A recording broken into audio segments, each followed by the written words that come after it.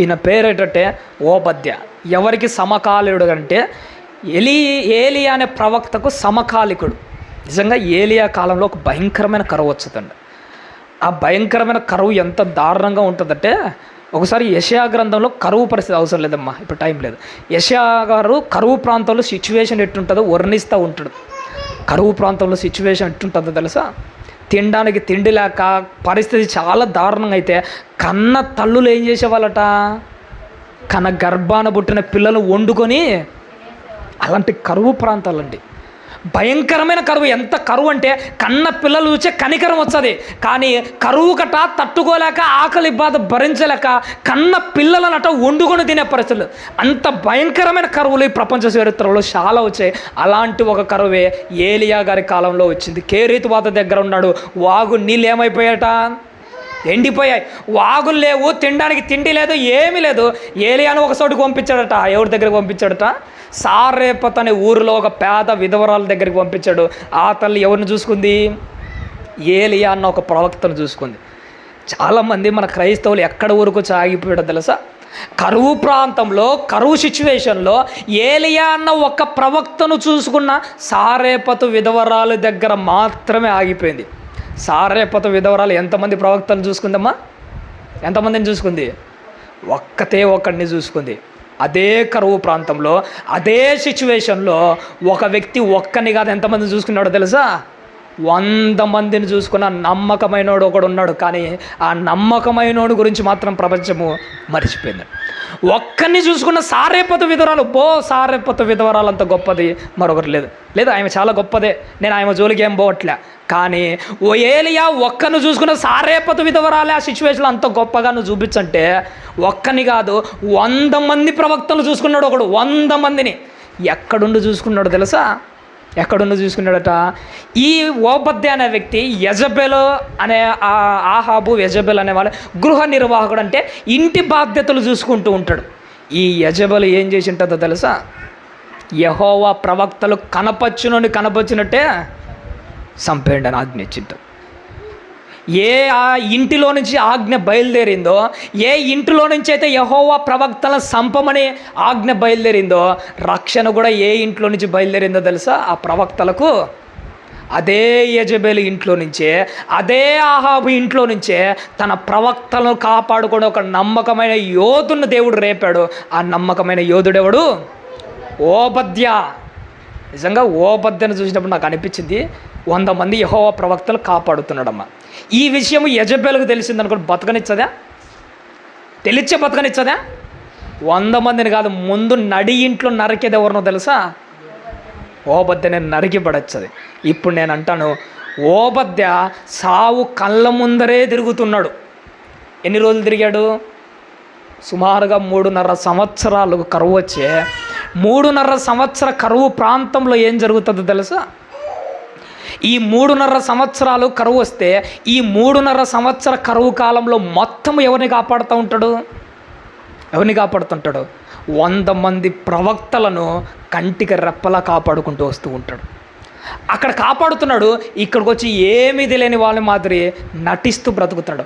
ఒకవేళ విషయం తెలిసిందా, అనుమానం వచ్చినా కానీ ఏం చేస్తుంది? యెజబెలు ఓబద్యను చంపేస్తుంది. ఒక మాటలో చెప్పాలంటే, చావు అనే రింగులోనే ఉండి ఎవరి కోసం నమ్మకంగా పనిచేస్తున్నాడో తెలుసా? దేవుని కోసం. చావుకు తెగించాడు. ఒక మాట చెప్తాను, ఓబద్య నువ్వు ఏం చేసావంటే, యెజబెలుకు విషయం తెలిస్తే నన్ను చంపుతాదని తెలిసినా కానీ చావుకు తెగించి ప్రతిరోజు ఆ ఇంట్లోకి పోతున్నాడు. పోయినప్పుడల్లా ఎన్నోసార్లు అనుమానం వచ్చింటుంది, పొరపాటున ఎవడైనా ఈరోజు యెజబెలుకి ఎవడైనా చెప్పింటే నా పరిస్థితి ఏంటి? చంపేస్తాడు. చెప్తే నా పరిస్థితి చంపేస్తాడని ఎన్నిసార్లు యెజబెలు ఇంట్లోకి పోయినప్పుడల్లా టెన్షన్ పడి ఉంటాడు. ఎన్నోసార్లు గుండె వేగం పెరిగి ఉంటుంది. అయినా కానీ నేను చచ్చినా పర్లేదు, అక్కడున్న 100 మంది యెహోవా ప్రవక్తలు మాత్రము సావకూడదు. ఎందుకంటే నేను చచ్చిపోతే నాతో అయిపోతుంది.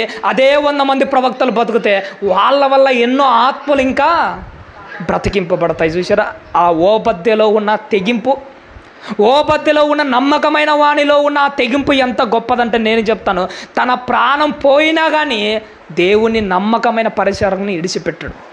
ఎంతవరకు కాపాడాడు? ఎందుకంటే కరువు ప్రారంభమైన రోజు నుంచి కరువు అంతమైపోయేంత వరకు ప్రొటెక్ట్ చేస్తానే ఉన్నాడు. పని మొదలుపెట్టి మధ్యలో విడిచిపెట్టాడా? గుర్తుపెట్టుకు, క్రైస్తవుడు అంటే దాని అర్థం ఏంటంటే పరిచర్య మొదలు పెట్టామా ముగింపు వరకు కొనసాగించాలి, ముగింపు వరకు కొనసాగించాలి. ఒకవేళ నీకు చేత కాదని నీకు అర్థమైందా, మధ్యలోనే విడిచిపెట్టకూడదు, మొదట్లోనే విడిచిపెట్టు అంతే. నా వల్ల కాదు, నేను ఈ పని చేయలేమని మొదలు పెట్టిన తర్వాత కంటిన్యూగా చేసుకుంటా వాళ్ళు. అదే మనకు ఈ ఓబద్య మనకు నేర్పిస్తున్న విషయం. నమ్మకమైన వాడు ఏం చేస్తాడంటే నమ్మకమైన వాడు ముగింపు వరకు కొనసాగుతాడు. నమ్మకమైన వాళ్ళని దేవుడు కూడా పోగొట్టుకోవడం. మన నిజంగా చెప్తాను, నువ్వు నమ్మకస్తునివి అని నీకు తెలిసిందనుకో దేవునికి అస్సలు పోగొట్టుకోడు. ఎలా పోగొట్టుకోవడో తెలుసా?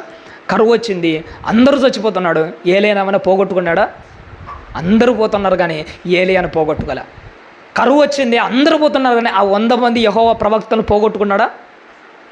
ఎందుకంటే వాళ్ళు నమ్మకస్తులు. నమ్మకంగా పనిచేసే వాడికి దేవుడు ఎప్పటికీ వెన్నుదండగా ఉండి అనుక్షణం కాపాడుతాడు. నమ్మకస్తుని దేవుడు పోగొట్టుకోడు. మరొక మాట చెప్పమంటారా? బిలాము యుద్ధంలో ఎలా చచ్చిపోయాడో తెలుసా? ఒక కుక్క చచ్చిపోయినట్టు చచ్చిపోయాడు. కరువులో ఏలియాను కాపాడిన దేవుడు బిలామును ఎందుకు విడిచిపెట్టాడో తెలుసా?